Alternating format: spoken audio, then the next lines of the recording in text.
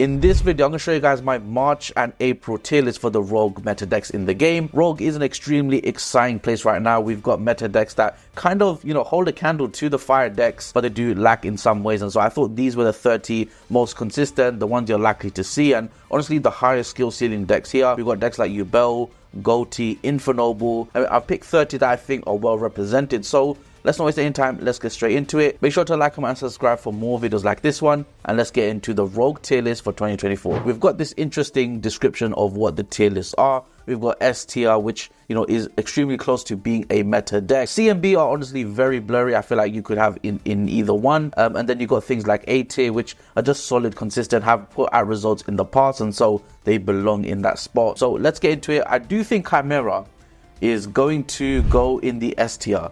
Now, this deck has shown extreme results in regionals when it was popping off. The deck has, though, quietened down, and Brandy seems to be the headline fusion deck. But that doesn't mean Chimera should be looked down upon. It's still an incredibly powerful deck. They've got a hand rip, they can play cross out, they can play so much non-engine. And when you factor in the amount of non-engine compared to the tier 0 decks, there are not many differences there. You have the cold tool for targeting protection, the Mirror Swordsman Knight for monster negation. Even going forward in the future, Dear Bleeds, the Dear Bellstar counterpart, is an illusion monster. So I actually think Chimera should be an S tier because of the representation, the popularity, the consideration for future playability, and it's extremely easy and powerful OTK and turn 1 options. I think it is an S tier. Let me know what you think about that in the comments down below. They can run Super Poly as well. They can run the same hand traps everyone else does. Marincess feels like an A tier deck, and I might put in A tier. I mean, this deck has had historic representation. It's even done well in YCSs. They can run a lot of non-engine. You could even say it was the foreshadowing of what the meta could look like with a small consistent engine and non-engine. It's a, it's a war version of the Fire Link based decks. They have a broken Towers monster, which, I mean, a fire deck is going to have trouble dealing with a Towers monster. I put Marincess in A tier, honestly, because the way the fire decks tend to play, you might draw 3 to 4 hand traps, 1 starter. This deck can simply hand trap that starter, and they themselves have a consistent link engine. And again, they're really resilient, and it is quite budget friendly as well. It's a great A tier deck for a rogue player. Punk is a strange one, and I want to put this in B or C tier. This is a tough one actually, because I feel like Punk has a lot of potential, and everyone kind of knows the Punk strategy. It was explored during tournament season. It's a good rank 8 option. Honestly though, I don't think it does enough, and playing against it, it has to be combined with Gold Pride. And you could say Punk Gold Pride is this archetype, and if I were to evaluate that deck as well, I don't think it holds a candle to the other rogue decks. Hot take, but I'm going to basically see it here, guys. That might be controversial, and I can hear the Punk players right now, but I do think paying cost as well, losing life points and just being hand trapped, and you're sitting there with less life points, is not a good look. And they can get hand trapped really easily. They don't run that many hand traps to my knowledge. It's a bricky deck, so I'm going to put that in C tier. Goblin, I've yet to be proven wrong, but I don't think this is a very strong deck either. I'm going to put this in D tier, which I think is a bit controversial, but at the same time, it's just a typical rank 3 deck. But rank 3 is not known for the craziest monsters. We have Ashiru King, which needs 3 monsters just for a monster effect negation. The end board needs a lot of setup, can be Nibiru'd.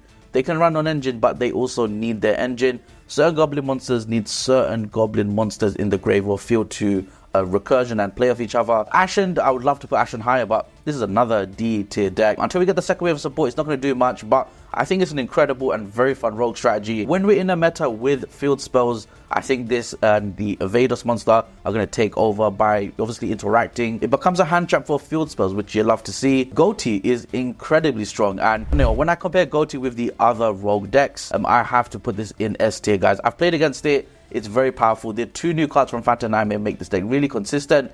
Once the engine gets going, it's like Runic, where they keep drawing and keep disrupting. And they have a SP type banish with the new monster. They have targeting banish all cards your opponent controls. And literally, like I said, every standby phase, they will keep special summon the tuners, and it's just impossible to get rid of. And they can play shifter. So honestly, on the verge of being a meta deck on a meta tier list. Let's put it at the top of S tier. Next up is Yubel, and I think this deck does lose to hand traps, but at the same time, it can play very resiliently through them. It has the Unchained monsters to back it up, but I do think it does fall short, where the full combo line can lose to Nibiru. It can lose to Dron and Lockbird. It can play Shifter though, and I think that's a redeemable quality. But I do think a deck like, for example, Chimera has more of a reputation, and I think it's just more resilient. If you have the setup going, You can keep specialing Yubels, searching Super Poly. The end board is insane if it gets pulled off, and they do rely on that destruction and specialing, which can be Belt or Ash when Spirit of Yubel is destroyed. I think INF Noble is the strangest one to analyze because no one's playing it, but we've all seen the recent YCS coverage with it. Post ban list, nothing is going on.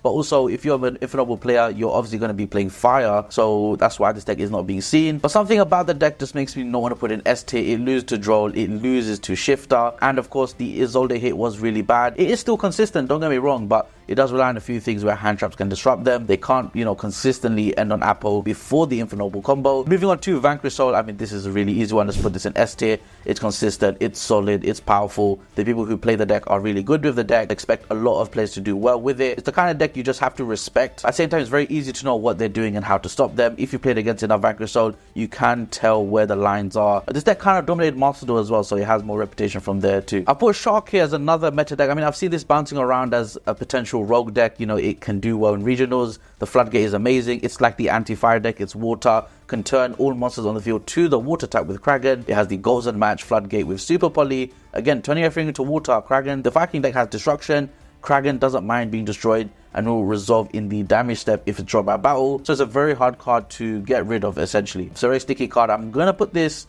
in the A tier. Just keep in mind, whatever I put in these tier lists doesn't mean they're terrible in that tier.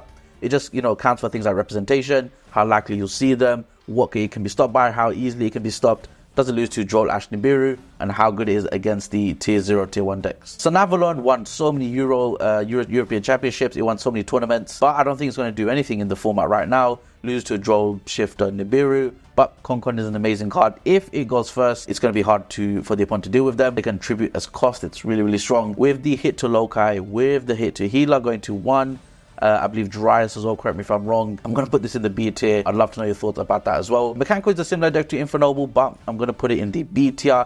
I don't think it's a solid option. Again, I can't discount the fact Mechanico can play the Dear Bellstar package with the INF Noble level 1 tuner. I actually think this deck is not as resilient anymore. I've played against it, and it just seems like a deck that people that enjoy the Mechanico archetype are just going to play it regardless of how well it does. Raid Raptor really surprised me. If you let them pop off, they will just have some infinite resource game. 2 unaffected monsters which are hard to deal with. Usually one is eaten up by Underworld, but in this case if you have 2 it's difficult, and it's really easy to summon the new rank 13 monster. But I think once you figure out the deck, it's very predictable. But because it's not always like that in Yu-Gi-Oh, there's a lot of decks to learn. I'm going to put this in S tier, guys. Let me know what you think about that. It has tops on regionals. Compared to the other decks here, I don't think it's like better than them. I really think Goate is a really strong one. So Sprite is a rogue deck. I think that's a fair assumption to say now. Sprite Adventure, Sprite Melfi, is doing really well, and I think the strategy is very, very consistent. Zeus is an amazing card. You have Mannequin Cat with Floodgates, which was an old school strategy with Runic Sprite. I think Sprite is one of the best rogue strategies you can pick up right now. You can always rely on Sprite to do really well because they're not doing much at all. They're even getting cards coming off the ban list, so it's really telling to see what I might do with them in the future, although they haven't been reprinted, so that's really interesting. Scareclaw, I mean, this is one of my old school archetypes that people seem to love on the channel. As a standalone archetype, I don't think it's very good. Kind of does just one thing and does it really well, similar to BA. Putting in C or B though is interesting.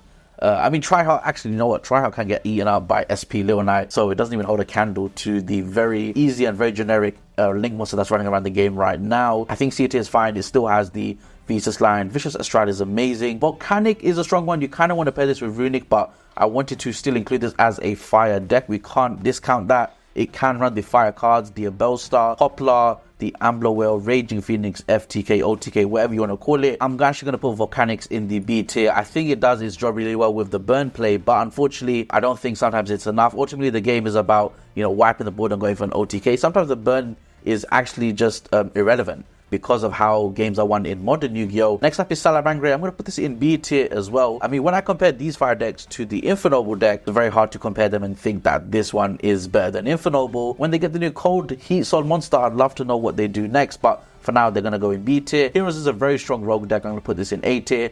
Loses to the same things like Shifter, Droll, Nibiru. Doesn't have a monster negation. Until they get a negation, it's going to have a limited ceiling.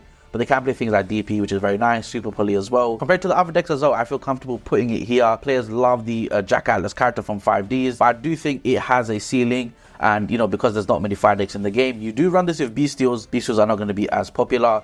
That said, Red Rising Dragon is not once per turn, And if you can find the Red Rising Dragon, no matter what happens, Vision as well, Vision and the Crimson Gaia package is really strong. It's played in a lot of Horus decks as well. You're off to the races. And you can summon Calamity, but it's not the simplest way ever. You don't really summon Crimson Dragon, you use the trap card and you synchro the opponent's turn. But again, it's kind of been figured out already, and I don't think it's going to do much. When we get to a lighter dark format, I think it will change. Synchron's Adventure Synchron, this kind of falls into a similar category. It's an extremely frail deck, and you'd be surprised how bricky it can be. A lot of the tuners and Synchrons are one-offs.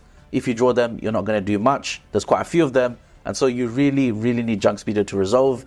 And that means it's very easy to telegraph what to hand trap, and it's as simple as that. I mean, don't get me wrong, they can set up a unaffected Junk Speeder with Exo Synchro, but when you realize just Ash Faithful Adventure or Bell, the part of the Faithful combo, and then you hit a certain other card in the Synchron part, it's GG. It can run on engine, and I think for that reason it is going to go in B tier. Orcus Runic, Orcus Bestial, Orcus Horus is again a very powerful strategy. I don't think it's going to do much even with the new imp coming off the ban list. I do think the strategy is really strong with Dingisu and the counter trap, but going second, that's where the deck falls. And I think again it loses to the same things as the other decks in this category. What I do think it has going for it though is the easy Dingisu access with Bestials, maybe with Horus. I would actually love to see cards come off the ban list. Heart Pourer to 2 maybe.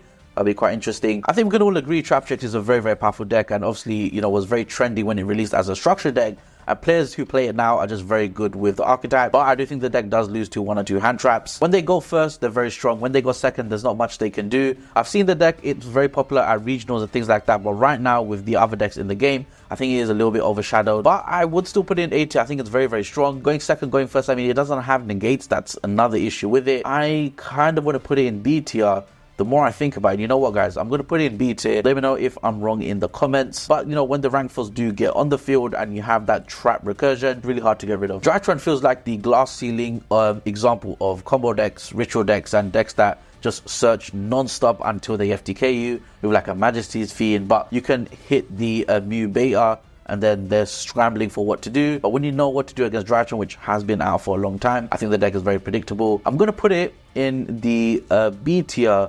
Just because it is still powerful, and going second you can still summon Zeus, you can still do a lot of things. Going first, it's very strong, like I said. Exo Sister is a great deck that relies on other graveyard decks, which is running rampant right now in the game of Yu-Gi-Oh! But I do think it falls short where there's many hand traps in the game. I also think it's a very slow strategy. It does run a lot of bricks, a lot of traps.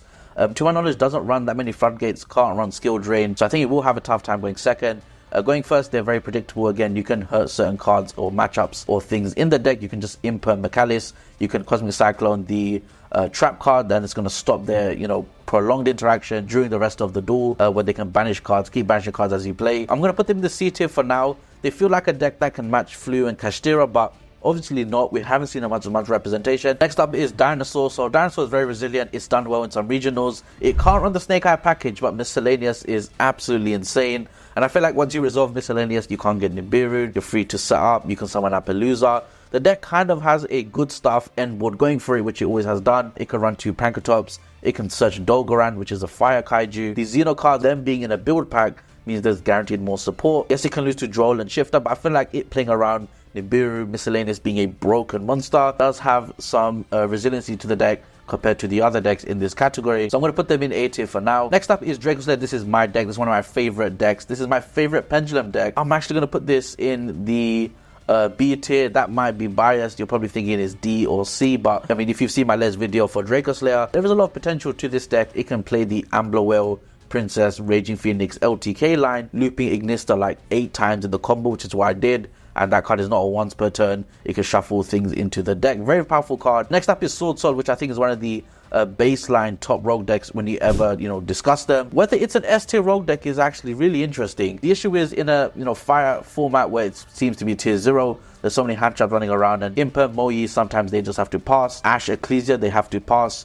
And typically you're going to see 2 to 3 hand traps. Typically in my experience, a lot of Sword Soul players still play into Nibiru. It's hard to not play with it because you lose advantage. But I feel like their strength is post-siding. They can run floodgates. But those same floodgates have been limited for very easy and playable rogue decks. Something you see a lot of as well. It's got representation for a reason. It's very powerful, very easy to play. Tournament has to go in the S tier. This is just one of the best rogue decks we've seen. It's still doing numbers. I think because of the Power Creeper Fire, it's just not as strong. But This you could even argue it goes in a meta deck tier list, which I have covered as well. I'll put the link up on the screen. You can check this video out where I discuss the meta deck tier list, what tournament does in that as well. Speaking of potential decks in a meta tier list, we've got Unchained, guys. Unchained, other people are actually putting this quite low, but I'm going to put this in A tier. But the Shavara here is actually quite bad. I feel like they really needed at least 2 Shavara. But at the same time, they do have the Yubel cards to strengthen them. Whether Yubel and Unchained becomes a very strong power deck with Fiends, we'll have to wait and see. The new Yubel support is really powerful. And then lastly, we have Dynammorphia, another favorite of mine. I do play this deck. I think it's really powerful, but I don't think we're going to see much of it. This is going to go in the D tier with the other Goblin Ashen deck. I hate to do it to Rexterm, one of my favorite Yu-Gi-Oh monsters, but it's got to be done. And guys, that is my tier list. Let me know what you thought about this in the comments down below. I'm not going to do a reshuffle this time. I do think some things may need changing, but I'm going to go with my guts on this one and say this is a fair and possibly accurate representation of these 30 rogue decks. But I like to think with tier lists, it should be cascading down, and this is a good representation. Do you think Rogue is in a good spot in Yu-Gi-Oh at the moment? Army seems to do really well with them, giving all of them a huge boost in support. We've got decks like Goate getting brand new support, Raid Raptor, and then we've got decks like Sprite and Tournament, Power of the Element decks which didn't even get reprinted, which are still putting in the work, guys. And with that being said, I'll catch you guys in the next one. Peace.